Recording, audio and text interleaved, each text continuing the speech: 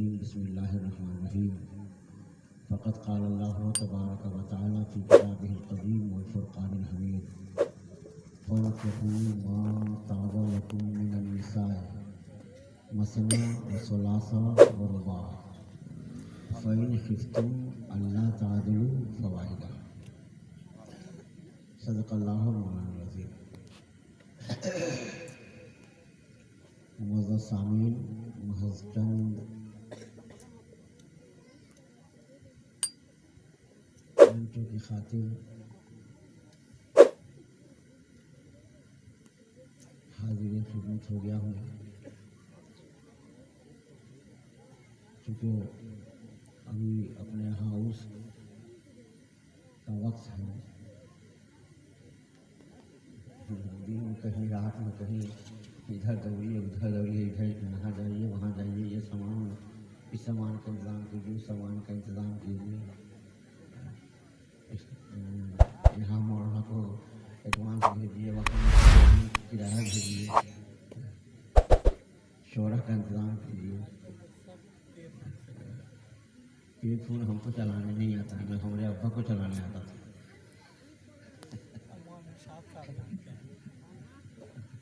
मोहन शाह साहब हमारा वालिद नहीं है।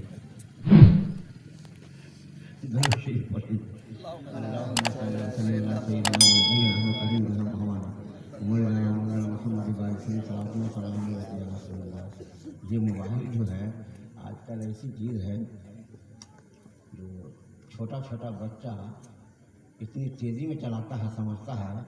हम लोग पढ़ लिख करके जो है ना सिर्फ कॉल करना जानते हैं बस, और कॉल रिसीव करना जानते हैं उसमें से, बड़े वाले में से।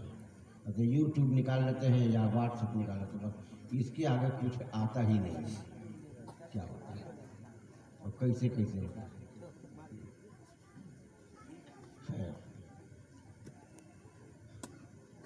हज़रत का फ़ोन गया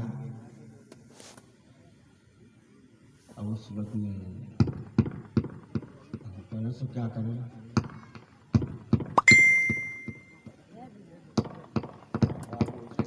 जी पहले ठीक बजा रहा बजा दो, इसको छूछा नहीं, ला महला दिल तो रखना ही पड़ेगा, इसलिए कि ये दिल एक ऐसा शीशा होता है, कोई भी मसनूई चीज़ें अगर टूट जाए तो उसको जोड़ा जा सकता है, लेकिन ये दिल कुदरती चीज़ है, अगर टूट जाए तो जोड़ना बड़ा मुश्किल हो जाता है।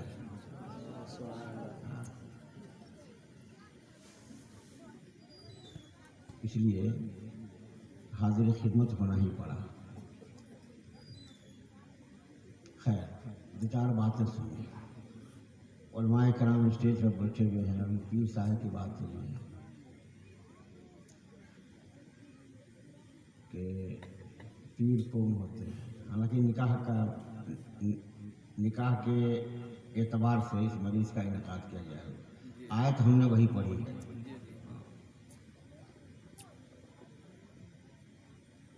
एक ज़बान होती है, एक दिल होता है।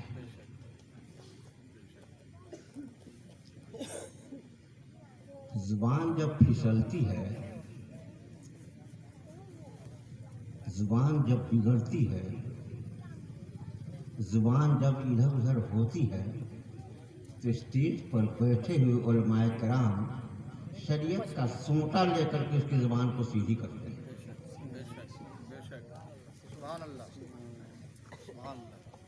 और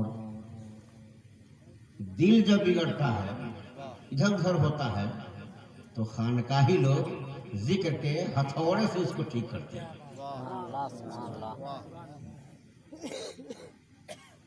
और आमतौर से उलमा की ज़बानी, पीरों फ़कीरों की ज़बानी सुने होंगे। अभी उनकी वहाँ साहब हसन इमाम साहब उन्होंने कहा कि पीर कौन होता है? अल्लाह के मुक़द्दस हबीब फरमाते हैं, इज़ा रऊ ज़िक्रुल्लाह, हाँ, इज़ा रऊ ज़िक्रुल्लाह। उलमाए ज़वाहिर इसका तर्जुमा करते हैं कि उसके देखने से खुदा याद है, यही ना? उलमाए ज़वाहिर यही तर्जुमा करते हैं। मुश्ताक भाई, एकदम इस मामले में हम आपकी रहनुमाई चाहते हैं। बहुत मज़े मजाए हैं आप। हाँ। तो जिसे देखने के बाद बोलिए खुदा याद आया। लेकिन हमको इससे इत्तेफाक नहीं है। हाँ, हमको तर्जुमा जो भी कर लीजिए, जो भी तर्जुमा कर लीजिए, अपनी ज़बान है, अपना मुंह है, अपने अल्फाज हैं, जिससे जिससे जो है ना सुकून मिल जाए, आपको तशफ़ी हो जाए। बोलने के मामले में किसी की ज़बान रोकी नहीं जा सकती है। तर्जुमा करने के मामले में किसी की ज़बान नहीं रुकी जा सकती है। जैसे नारंगी, देख रहे नारंगी कैसा होता है? कैसा होता है नारंगी? पीला होता है ना? वाह, उसका रंग नहीं होता है का? होता है ना? तो नारंगी उसको काला बोलते हैं कि जिसको रंग नहीं है, है ना? देख भी रहे हैं उसको कि रंग वाला है, फिर भी कहते हैं उसको नारंगी। वाह वाह, आपकी ज़बान है, आपकी सोच है। अच्छा, बेदाना देखे हैं? दाना से भरा हुआ होता है और तब उसको कहते हैं आप बेदाना। दाने नहीं है, कुछ नहीं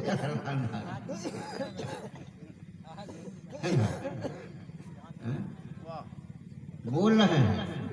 उसको चप्पे चप्पे में दाना भरा हुआ है, लाल लाल, और फिर भी आप उसको बेदाना बोलते हैं। बेदाना, इसमें दाने ही नहीं है। वाह, बगैर दाना के है ये। तो अपनी अपनी सोच है। तो क्या कह रहे थे? हाँ, अच्छा, लोग घर में झाड़ू देते हैं, है ना? बहारते बहारते छोटी हो जाती है। उसका नाम रखना चाहिए छोटनी, छोटनी, लेकिन वो लोग उसको कहते हैं बढ़नी।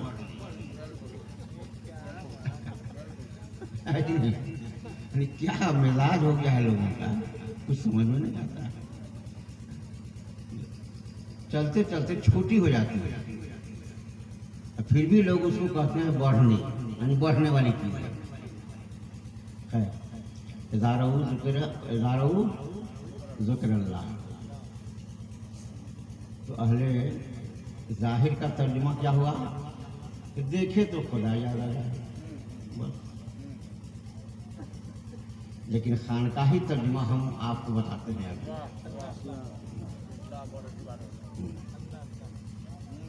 देखे तो सिर्फ खुदा, देखे तो खुदा याद आ गया, नहीं। इज़ारऊ ज़िक्रुल्लाह। पीर और फकीर वो है कि उसके नजदीक बैठे तो उसके कल्ब से जो अल्लाह अल्लाह निकले, तो उसके वजह से उसका दिल भी अल्लाह अल्लाह कहने लगे। और जिसके नजदीक बैठने से दिल अल्लाह अल्लाह कहने लगे, तब समझो कि ये पीर है, ये फकीर है। जी, ये खानकाही तर्जुमा। और अल्लाह अल्लाह किसे कहेगा? मुर्गी को देखते हैं,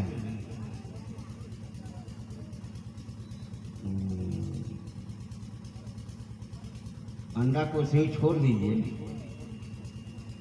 किसी भी अंडा को रख दीजिए यहीं पर, उसमें से बच्चा निकल जाएगा? नहीं निकलेगा। आप अपने हाथों में 20 दिन 22 दिन क्या 42 दिन रख लीजिए, लेकिन क्योंकि गर्मी ही से ना उससे बच्चा पैदा होता है, तो हम अपने हाथ की में जब किसी भी मुर्गी के अंडे को रखें, मुर्गी 22 दिन में बच्चा फोड़ लेती है, निकाल लेती है। लेकिन हम महीनों भर रह जाएंगे, रख लेंगे उसको, नहीं निकलेगा। अगर यकीन अगर नहीं हो तो मुर्गी के नीचे किसी आदमी को बैठा के देख लीजिए, अंडा के नीचे किसी आदमी के नीचे अंडा को रख के देख लीजिए, सालों भर रहेगा आदमी बैठा हुआ, लेकिन बच्चा नहीं निकलेगा। वही अंडा जब मुर्गी लेके बैठती है तो अपने जिस्म की गर्मी उसको पहुंचाती है, जिस्म की गर्मी अंडे को मिलती है। मुर्गी ऊपर चूं चूं आहिस्ते से बोलती है या नहीं भी बोलती है। बच्चा जब अंदर तैयार हो जाता है तो बच्चा खुद ब खुद अंदर से चोंचों की आवाज निकालता है। कौन सिखलाया उसको? चोंचों की आवाज बच्चा निकालता है, तब जाकर मुर्गी उसको चोंच मार कर फोड़ती है। जी, तो मुर्गी ने अपने अंडे को सिखलाया, कुछ नहीं सिखलाया, कुछ नहीं, कुछ बोला कुछ नहीं, सिर्फ बैठी रही और जिस्म की तमादत, जिस्म की गर्मी, जिस्म की हरारत उस अंडे को मिलती रही और अंदर से चोंचों की आवाज आने लगी। मुर्गी ने फोड़ दिया उसको चोंच मारकर। अब बच्चा अंदर से चोचो चोचो चोचो चोचो बोल रहा है, बिला तमसील। किसी भी पीरो फकीर के नजदीक बैठने के लिए या बैठ जाइए तो आपको जिक्र मांगने की जरूरत नहीं है। हाँ, वजीफा तलब करने की जरूरत नहीं है। जैसे ही बैठेंगे उसके नजदीक उसके दिल की गर्मी,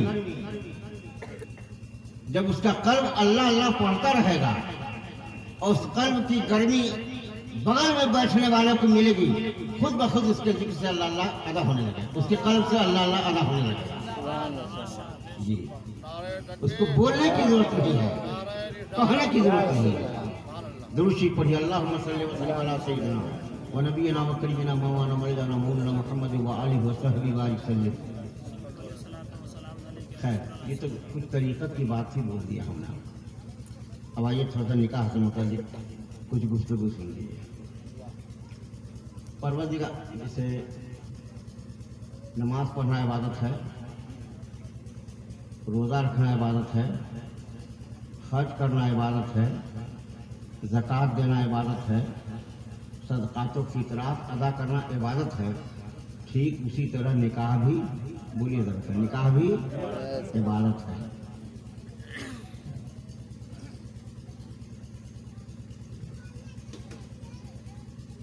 ये मेरे तरफ से, ये आपकी बारगाह में नज़र है, पकड़िए।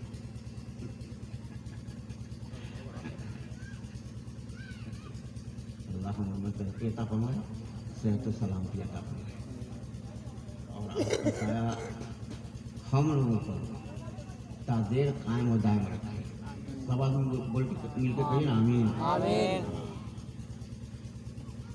फन के हु मातावा लकुम, मैंने बोला कि जिस तरह नमाज पढ़ना इबादत है, हज करना इबादत है, ज़कात देना इबादत है, ठीक उसी तरह निकाह भी इबादत है। शादी का कार्ड छपता है, उस पर लिखा होता है शादी खाना आबादी, लेकिन बाज बहू जब घर में आ जाती है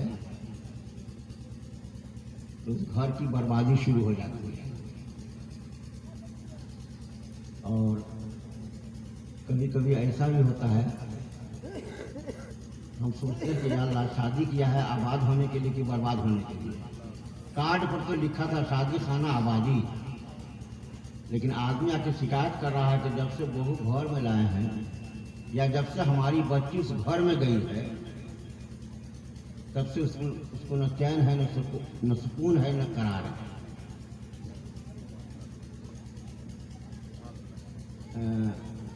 छपरा के जस्ट सटे हुए ये अमवारा देख रहे ना, अमवारा के बगल में है जगह फातिहाबाद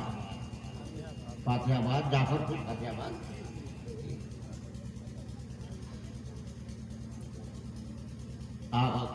बर्बादी कैसे शुरू होती है, क्यों? जब बस हल जज़ाउल एहसान इल्लल एहसान, एहसान का बदला एहसान है। तो एक बूढ़ा बूढ़ी पहुंची खानकाह में, कहा कि हजरत जब से हमने शादी किया है बच्चे की ना, तो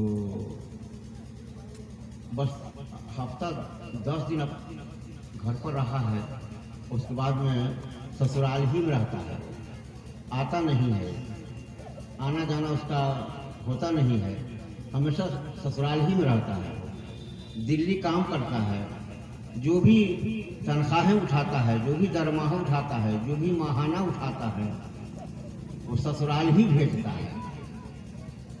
हम दोनों मियाँ बीवी फाका कशी के दौर से गुजरना पड़ता है। दोनों मियाँ बीवी को फाका कशी की नौबत होती है, कई कई दिनों तक चूल्हा नहीं जल पाता है। अगर कोई ऐसी तरकीब कर दे कि हमारा बच्चा हमारे पास में आ जाए, घर ही पर रहे, हमारे घर पर रहे, ससुराल में नहीं रहे, तो मज़ाहिया अंदाज में हमने कहा कि देखिए अल्लाह का फरमान है, लेमा तक़ूलूना मा ला तफ़अलून, जब तुम खुद को नहीं करते हो तो कहते काहे को हो। अगर हम दुआ तवीज़ अगर हम कर दें तो असर नहीं करेगा, हम दुआ तवीज़ करेंगे असर नहीं करेगा। इसलिए कि कुरान फरमाता है लेमा तक़ूलूना मा ला तफ़अलून, जब तुम करते नहीं हो तो कहते काहे को हो, जब तुम करो तब कहो, नहीं असर करेगा। काहे नहीं असर करेगा? हम कहा हम भी ससुराल ही में रहते हैं, इसीलिए असर नहीं करेगा। हाँ, हम भी ससुराल ही में रहते हैं, इसलिए हम जो दुआ तवीज़ कर देंगे असर नहीं करेगा। नहीं, मज़ाहिया अंदाज में, क्योंकि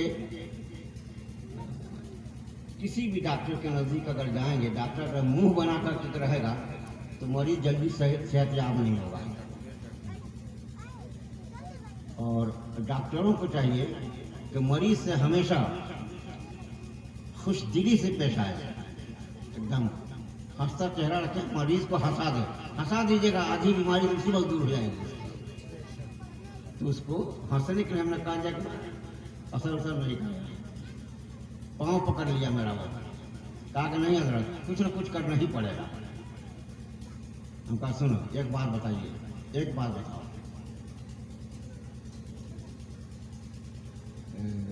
बच्चे की शादी किए थे तो कुछ मांग मंगौती किए थे, कुछ नकदी तौर पर लिए थे, तो जिसका जुमला जरा सा देखिए कितना बढ़िया जुमला उसका निकलता है। नकल कुफ न बाटल, कहता है कि आज देगा चोटी वाला 10,000 से रुपये दिया था, यही उसका जुमला था। ये आज की बात नहीं है जी, 1971 की बात है। हाँ 1971, जिस वक्त 1 रुपये में 4 किलो चावल मिलता था जी। तो क्या देगा चोटी वाला 10,000 से रुपये दिया था। अच्छा, ऐसा करो, दुआ तवीज़ की कोई जरूरत नहीं है, आप अपने समधियाना चले जाइए, पैसे का इंतजाम करके 10,000 रुपये का इंतजाम कीजिए, समधियाना जाइए, बच्ची वाले का अपना दिल दुखा करके पैसा लिया है जी, और अपने बच्चे को गधा और बैल समझ करके बच्ची वाले के हाथ से 10,000 रुपये में आपने बेच दिया है। जब बेच दिया है तो बच्चा उसके खूंटा पर न रहेगा तो क्या आपके खूंटा पर रहेगा? जी, इसलिए वापस कर दीजिए। दुआ तबीज की कोई जरूरत नहीं है। या तो वापस कर देने पर लड़का मेरा आ जाएगा। हमने कहा कि आ जाएगा नहीं आ जाएगा तो अल्लाह के जिम्मे फजल करम पर है, लेकिन इतनी बात जरूर याद रखो, पहले वापस करो और खानवादा भी देखो कि बोल कौन रहा है। हाँ, खानवादा भी देखो कि बोल कौन रहा है। बस बेचारा चला गया खानका, 10,000 रुपये का इंतजाम किया और पहुंचा अपने समझियाना। बच्चा उस वक्त दिल्ली से आया हुआ था ससुराल। देखते ही तो मुंह लगा बिसोरने के लिए। खैर, उसके ससुराल वाले इनके खाने पीने का बेहतरीन, जब रात के खाना खाने पर जब बैठा आमने सामने समझी, बस दोनों समझी बैठे, दस्तरखान जैसे लगा खाना उस पर चूना गया। खाना खाने के दौरान अपने पॉकेट से 10,000 रुपये का मीनू गड्डी निकाल के दस्तरखान पर रखा और कहा कि देखिए ये समझी साहब, जो शादी के वक्त मैंने आपसे जो पैसा लिया था वो बतौर कर्ज के लिया था, आज पैसा हुआ है, अदा करने चले आए हैं, ये पैसा आप रखें। कहा कि नहीं, आपने तो कहा था कि हम इतना पैसा लेंगे तो शादी ब्याह तब आपके यहाँ रिश्ता करेंगे। और चूँकि नकदी पैसा लेना ये क्या है, उलमा से पूछिए, रिश्वत है। और अल्लाह के मुक़द्दस हबीब फरमाते हैं, और राशियों और मुर्तशियों फिन्नार, रिश्वत लेने वाला और रिश्वत देने वाला दोनों जहन्नमी है। जी, कहा कि नहीं, वो आपको सुनने में धोखा हो गया होगा, गड़बड़ी हो गई हुई होगी। उस वक्त मेरे पास पैसे नहीं थे, हमने आपसे बतौर कर्ज के लिया था, आज वापस करने चले आए हैं, ये ले लीजिए। अभी 2 बजे वो लेने के लिए तैयार नहीं और ये मानने के लिए तैयार नहीं। कहा खाना खाइए, कल सुबह में देखा जाएगा। सुबह हुई, नाश्ता किया, पैसा उसके नज़दीक, फिर समझी के नज़दीक पैसा रखा, कहा कि लीजिए। समझी ने कहा कि समझी ने इनकार कर दिया पैसे लेने से। बगल में जाफरपुर चौक से ठीक दक्षिण तरफ बैंक है, क्षेत्रीय ग्रामीण बैंक। उसमें ले जा करके लड़का और लड़की के नाम से बच्ची वाले ने पैसा फिक्स कर दिया, फिक्स डिपॉजिट कर दिया दोनों के नाम पर। और बेचारा जब चाय वगैरह पी लिया, वहाँ से आया, चाय पिया, चलने लगा, तब लड़का आया, कहा कि अब्बू क्या हाल है। उसके बाद अब्बू क्या हाल है, इस बेचारे के आँख से डब डब आंसू का सैलाब गिरने लगा। कहा बाबू क्या पूछते हो कि घर का क्या हाल है, तो तुम्हारी अम्मी का क्या हाल है या मेरा क्या हाल होता है। कहा कि रुकिए 2 मिनट, हम तैयार हो लेते हैं, घर चलते हैं, अम्मी से मुलाकात किए हुए बहुत दिन हो गया, मुलाकात किए हुए बहुत दिन हो गया, चलते हैं घर। 2 मिनट रुक गया। जब ये तैयार होने लगा तो उसकी बहू ने कहा, यानी लड़के की अहलिया ने कहा कि कहाँ जा रहे हैं। कहा कि अम्मी की तबीयत ठीक नहीं है, घर गए हुए बहुत दिन हो गया, जब से शादी ब्याह हुई है तब से हफ्ता 10 दिन के बाद से हम यही रहना सहना होता है, पता नहीं क्या हाल रहता होगा हमारी वालदा का, चलते हैं जाते देखने के लिए। बहू ने कहा कि जब ऐसी बात है, जब आप जा रहे हैं तो हमको भी तैयार होने लीजिए, हम भी चलेंगे। अंदर को क्या करिए, 2 आँख रुका, कल होकर के दिन भर रुक गया, कल होकर के लड़का भी साथ आया, बहू भी साथ आई, और मारे खुशी के इतने बड़े ढकिया में मुंजेली जिसको बोलते हैं, जिलेबी लाया फातहा करने के लिए। जब फातहा करने के लिए लाया ना, फातहा तो हो गई खानकाह में, और जानते हैं दामोदरपुर है वो, मिठाई जब बेचारा जिलेबी बांटना शुरू हो गया तो उसकी पूरी जिलेबी खत्म हो गई। अब क्या करा, लड़का खत्म नहीं हो रहा है, उसके बाद बगल में वो बशीर सरकार जो है उनकी दुकान थी, उनके दुकान से चॉकलेट ले आया खरीद करके, पूरा चॉकलेट बांट दिया, चॉकलेट खत्म हो गया, बच्चा खत्म नहीं हुआ। हमने कहा कि सुनिए, आप उम्र भर इसको बांटते रहिएगा, यहाँ का बच्चा खत्म नहीं होगा, इसलिए कि बच्चा लेने के लिए जो है ना 1.5 महीना 2 महीना पैदा होना को बाकी रहता है, तो मिनी मिठाई लेने भी चला आता है, चले जाइए चुपचाप जी। हाँ, 1.5 महीना बाकी रहता है तभी चलाता है मिठाई लेने के लिए, और फिर अपनी असली जगह पर फिर चला जाता है मिठाई लेकर के। इसलिए यहाँ से आप फर्र नहीं पाइएगा बाबू। बेचारा हंसता हुआ चला गया, और आज भी वो खानदान हंसी खुशी जिंदगी गुजार रहा है, और नाम लेता है कि पीर साहब ने ठीक कहा था कि तुम पैसा वापस करो, तुम्हारा लड़का वापस हो जाएगा। दुरूशी पढ़ लीजिए। अल्लाहुम्मा सल्ली व सल्लिम अला सय्यिदिना नबीना व करीमिना मौलाना मौलाना मुहम्मद इबारी सल्लम सलातु व सलाम अलैहि या रसूल अल्लाह। फनकहू मा ताबा लकुम, निकाह करो औरतों से जो तुम्हें पसंद आए। फनकहू मा ताबा लकुम मिनन निसाए, निकाह करो औरतों से जो तुम्हें पसंद आ जाए। मसना 2 से, व सलासा 3 से, व रुबा 4 से। यानी शरीयत इस्लामिया में बैत पर एक मर्द के लिए 4 निकाह जायज़ है। लोग सोचते होंगे जब एक वक्त में जब 2 निकाह 3 निकाह 4 निकाह तक जायज़ है, तो हम लोगों के पास में तो एक ही है, तो एक का सबूत या एक का जवाब कहाँ से है? लेकिन 2 कब है, 3 कब है, 4 कब है? कुरान आगे फरमाता है फ़इन खिफ्तुम अल्लाह तादलू फवाहिदा, अगर तुम डरते हो, तुम्हें खौफ हो, तुम्हें दहशत हो, तुम्हें ये लगे कि हम दोनों के दरमियान इंसाफ नहीं कर सकते हैं, तीनों के दरमियान अदल कायम नहीं कर सकते हैं, एक निगाह नहीं रख सकते हैं, एक नज़र नहीं रख सकते हैं, फवाहिदा, तो ऐसी सूरत में तुम्हारे लिए एक ही है। दूसरा समझ में आ गया आपको?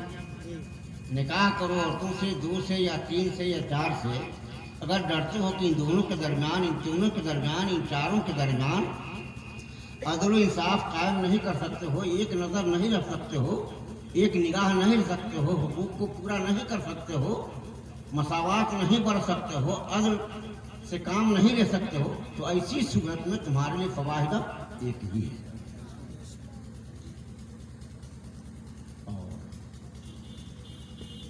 आदमी अगर बार लोगों के पेट में दर्द उखड़ जाता है, दर्द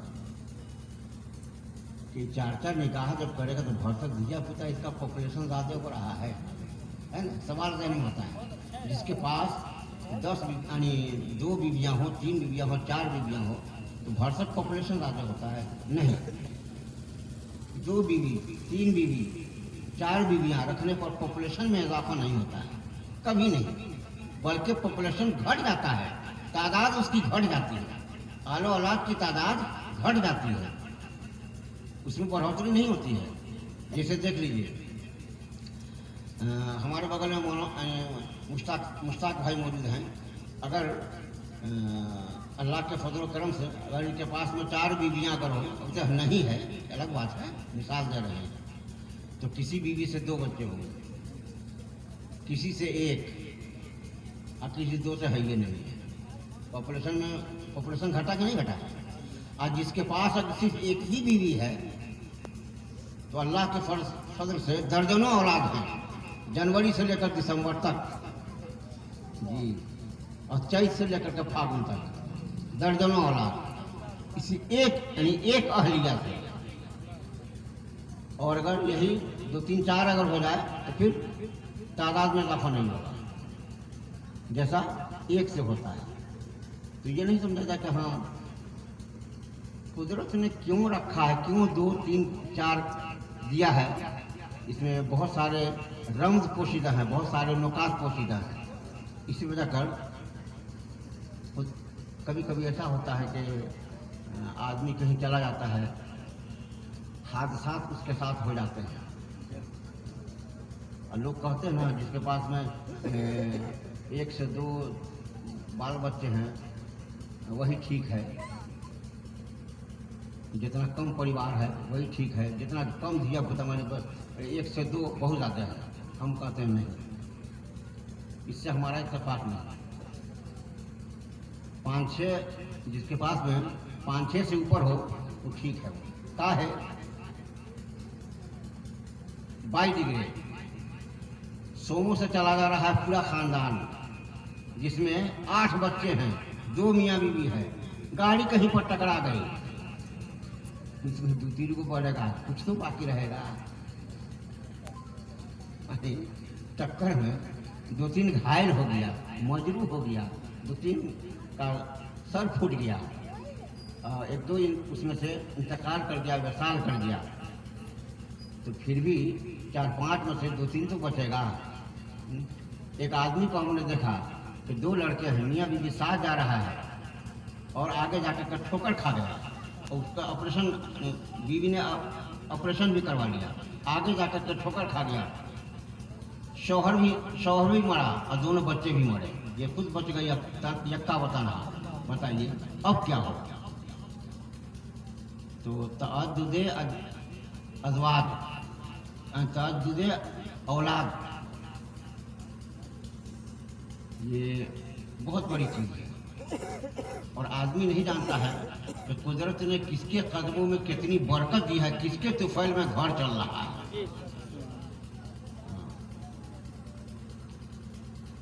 इसलिए इस पर ध्यान देना चाहिए।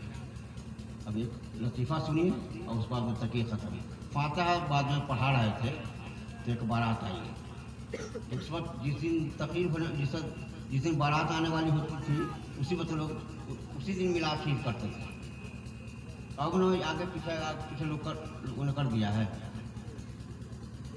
तो मिलाद शरीफ पढ़ रहे थे, अब बारात आ गई। तो दौर देहात में पहले के ज़माने में लोग बचपन ही में उसका निकाह कर देते थे, बचपन ही में शादी कर देते थे, नाबालिगी ही की हालत में, और वो रिश्ता कायम रहता था। और आज तो आदमी के बोली का कोनो ठीक ही नहीं है, दिन पक्का करके भी बारात वापस होकर चला जाता है, बोल का कोई ठीक नहीं। और पहले जो आदमी बोल देता था तो बोल देता था, आपके यहाँ रिश्ता हमने किया तो किया, चाहे बच्ची जैसी हो बच्चा जैसा हो। और अब तो आजकल तो ये हाल है कि अब कोई शादी करने वाला बच्चा अपने माँ बाप की भी मर्जी नहीं देखता है, बस जिससे मन करता है उससे प्यार मोहब्बत करके लेकर भाग जाता है, चला जाता है।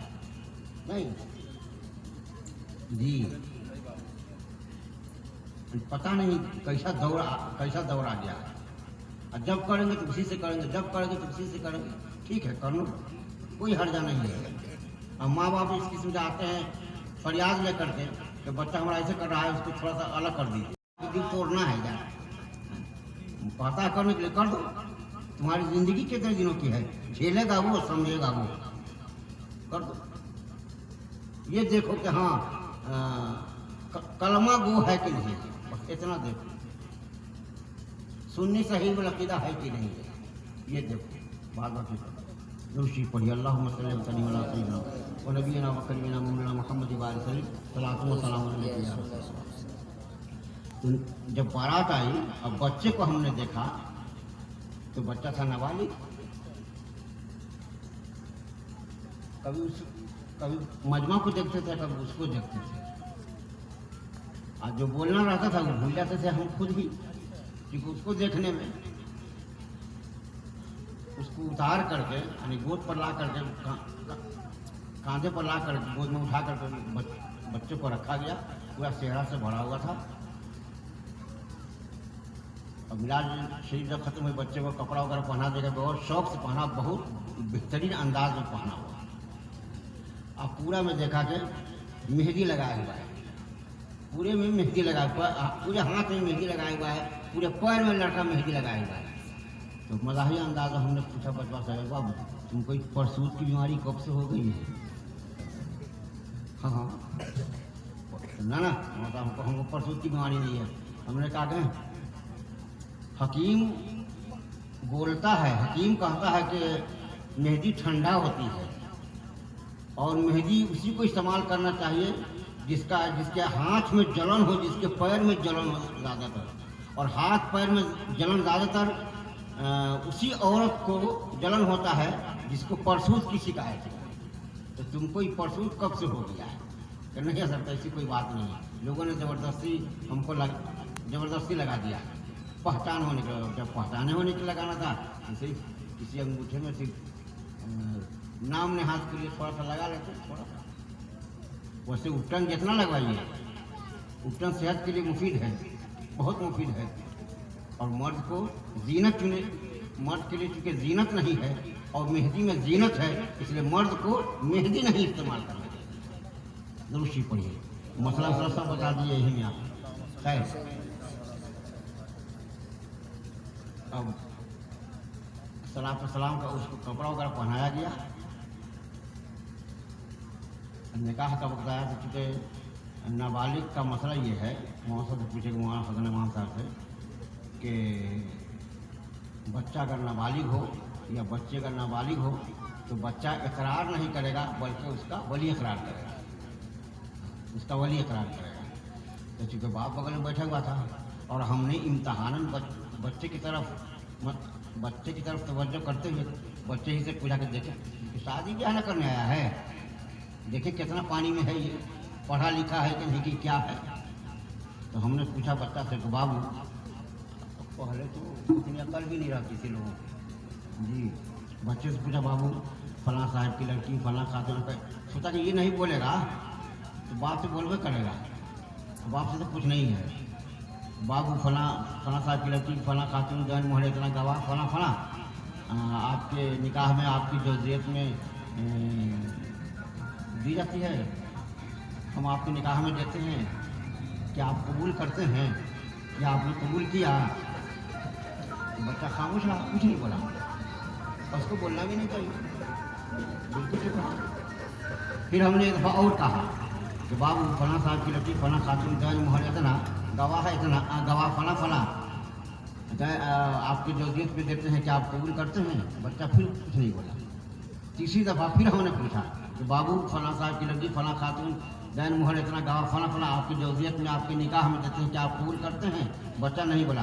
बगल में बाप बैठा हुआ था, उसने कहा कहे बोलता कहे नहीं है, नहीं बोलेगा तो मारेंगे, जूता मुलाल कर देंगे। स्टेज ही पर बोलता कहे नहीं है, मारेंगे, जूता मुलाल कर देंगे।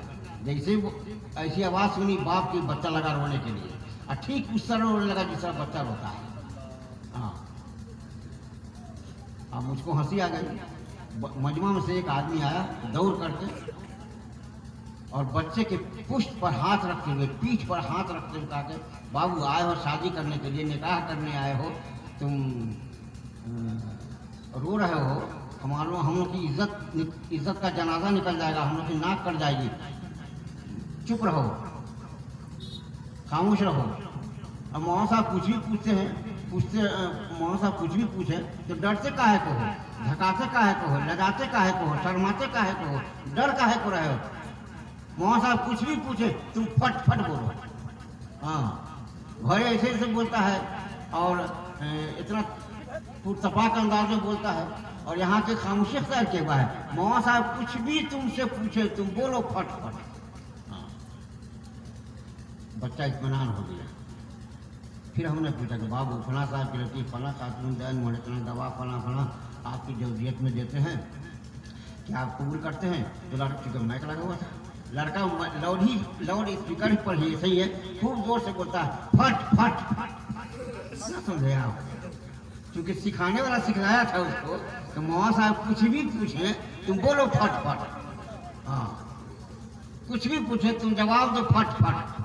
तो जैसे ही हमने पूछा उसे खूब जोर से कहता है फट। पूरा मजमा हंसते कह दीवार बन गया। तो वाली से हमने कहा कि सुनिए, आप इकरार कीजिए, बच्चा तो नाबालिग है और उसकी इल्मियत उसकी काबिलियत हमने देख ली है, और इस उम्र में बच्चे को लाए आप शादी ब्याह करने के लिए, इकरार कर लीजिए आप। उसके वली ने इकरार किया, बोला 10 मिनट। बाप बेचारा बीच मजलिस में से खड़ा हुआ कहता है आज से कान पकड़ते हैं कि छोटे यानी नाबालिग बच्चे की शादी हम कभी नहीं करेंगे। सुबह होकर के, क्योंकि मदरसा में पढ़ा रहे थे उस वक्त, आया घूमने फिरने।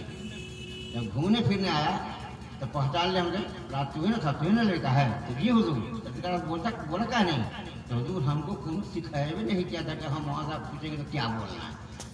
तो जो हम सिखलाया, जो लोग हमको सिखलाया वही हमने बोल दिया।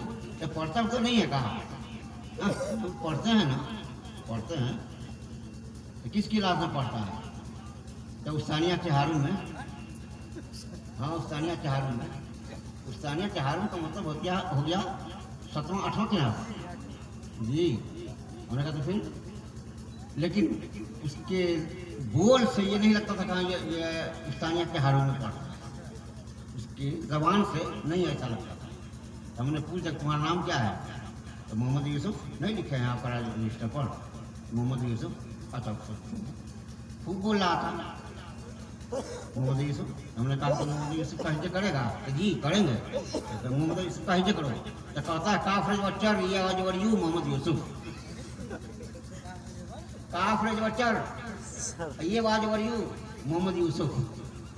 मैंने कहा वाह, तुम्हारी उर्दू से तो अनीस, दबीर, गालिब, इकबाल कब्र में छाती पीटता होगा।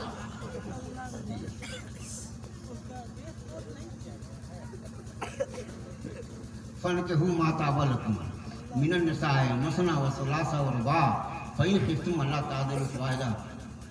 ये कहा करो तुमसे जो तुम्हें पसंद आए, 2 से 3 से 4 से, डरते हो कि इन सबों के दरमियान इंसाफ और मसावत नहीं बन सकते हो, कि तुम्हारे लिए एक ही है।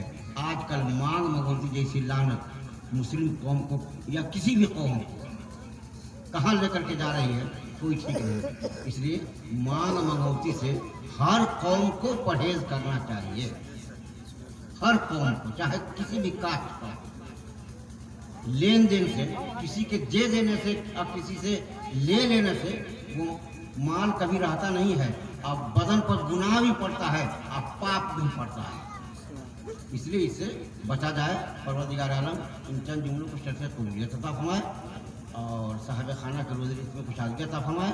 हमारे इस मोहल्ले को परवरदिगार आलम दीन का गहवारा बनाए। स्टेज पर जितने भी हजरात मौजूद हैं, परवरदिगार इनकी उम्र में बेशुमार बरकतें अता फरमाए, उम्र खिज़्र अता फरमाए और इन लोगों का साया तादेर हम लोगों पर कायम और दायम रखे। माफ़ दामाना अल्हम्दुलिल्लाह रब्बिल आलमीन।